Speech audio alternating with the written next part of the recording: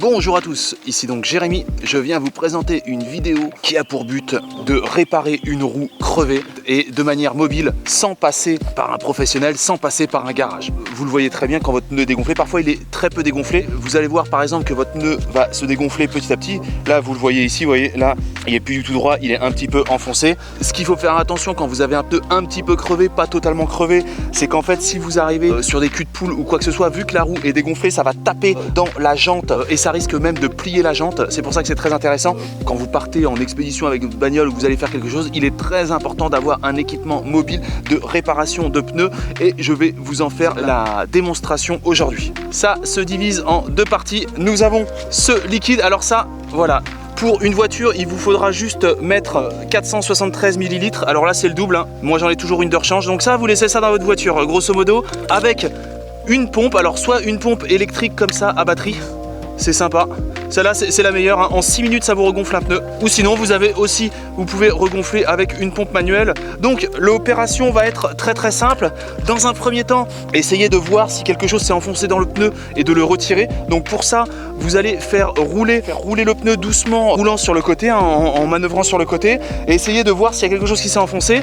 Si vous ne voyez rien, bah il n'y a rien hein. Là, dans un premier temps, ça, pourquoi c'est mieux? Déjà, on va présenter ça. Pourquoi c'est mieux le gonfleur électrique? Bah écoutez, tout simplement, il est à batterie. Vous retirez la batterie comme ça. Et alors lui, cette batterie se recharge par USB. Donc là, on a la jauge. Je vous mettrai le lien dans la description si ça vous intéresse hein, de tout ça. Vous voyez, là, vous avez la jauge. Vous pouvez le recharger par USB, c'est-à-dire que vous pouvez le recharger pendant que vous roulez directement par le chargeur allume-cigare ou par une prise USB que vous avez. Donc ça, c'est plutôt intéressant. Vous voyez, ça se remet comme ça et voilà. Et après, et finalement, là, vous avez la pression en termes digital et vous avez fait faire comme ça. Vous voyez, vous avez juste à appuyer, ça fait. Vous pouvez aussi bloquer. Voilà, là ça bloque, on a bloqué.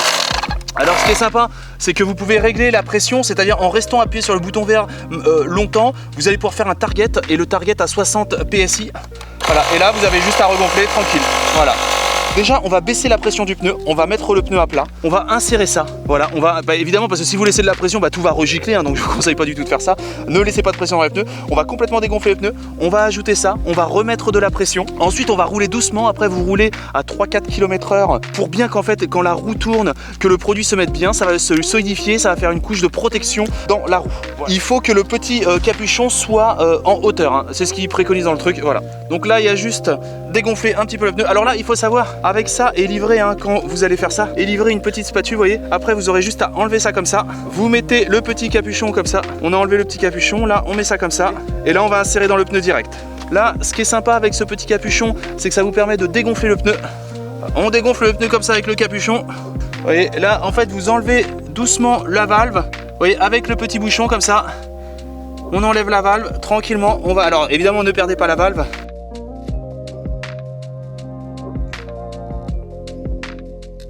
N'hésitez pas à appuyer sur le pneu pendant que vous faites ça.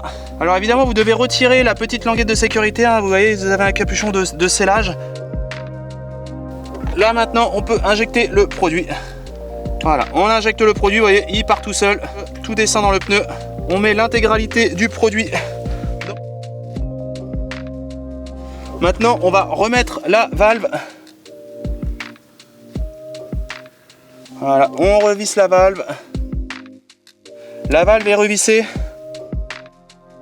Maintenant que la valve est revissée, on va pouvoir tout simplement, on met comme ça, hop, et on va regonfler le pneu. Allez, on va le mettre à 60 PSI.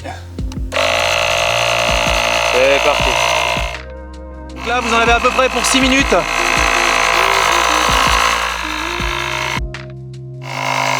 Une fois que c'est fini, après, on va rouler tranquillement avec la voiture. Et on va rouler à 3-4 km, histoire que le produit vraiment tourne bien dans la roue. Après, ça va se solidifier à l'intérieur. Attention quand même, mieux vaut retirer s'il y a quelque chose qui s'était coincé dedans. Voilà, c'est fait. Maintenant, on va rouler doucement pour que le produit pénètre bien dans la roue et s'enroule et que ça enveloppe et que ça protège vraiment l'intérieur de la roue.